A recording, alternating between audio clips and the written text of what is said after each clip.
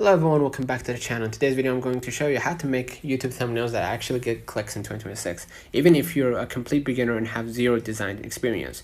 A lot of people think YouTube is about the best camera, perfect editing, fancy effects, but the truth is, thumbnails decide whether your video lives or dies. You can have the best video in the world, right? But, you know, if it doesn't get clicks, no one will ever see it, okay? By the end of this video, you will understand why thumbnails matter so much, what actually makes people click, the exact thumbnail rules that work in 2026, and how to create clickable thumbnails step by step. Let's start from the basics. This is the most important mindset shift. A thumbnail's job is not to explain the whole video, look pretty, or be artistic. A thumbnail's only job is to make someone stop scrolling and click, right? So,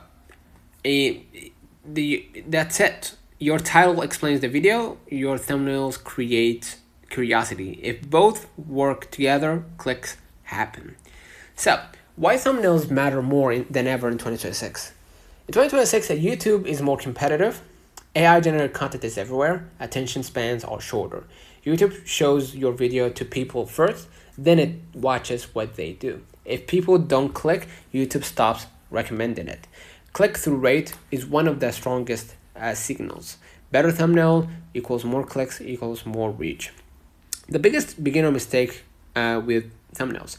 Most beginners make this mistake. They try to fit too much information into the thumbnail.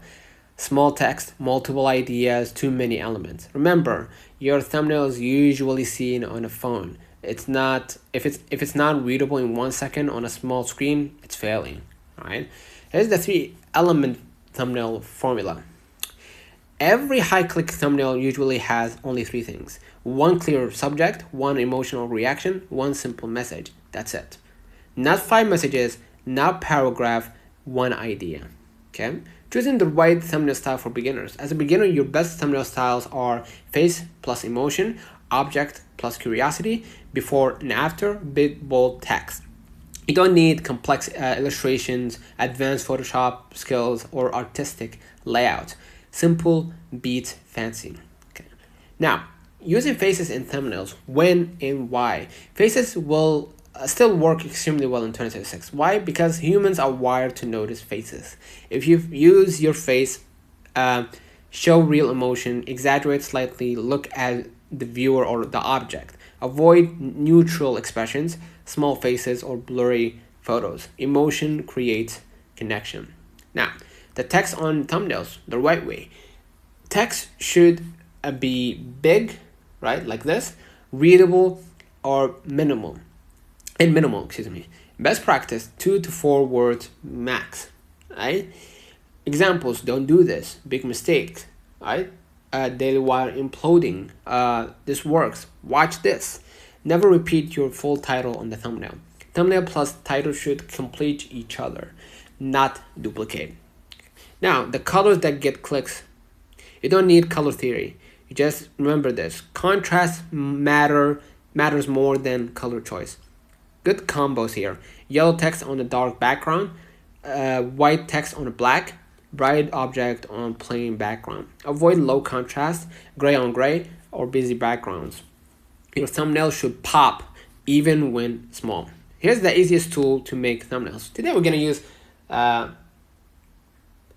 Canva, right? Canva is more than enough if you're a beginner. Why Canva works? Drag and drop, YouTube thumbnails template, no design skills needed. Set Canva's size to 1280 by 720, excuse me. From there, add image, add text, adjust contrast, export. Done. Voila. Right? Here's an example. Choose your main idea. Okay? Pick one image or face. Say, I'm going to pick this thumbnail. Right? And hit customize this thumbnail. It's going to take you to the canvas. Right? And if you want to remove background, you can do it. And then add bold text.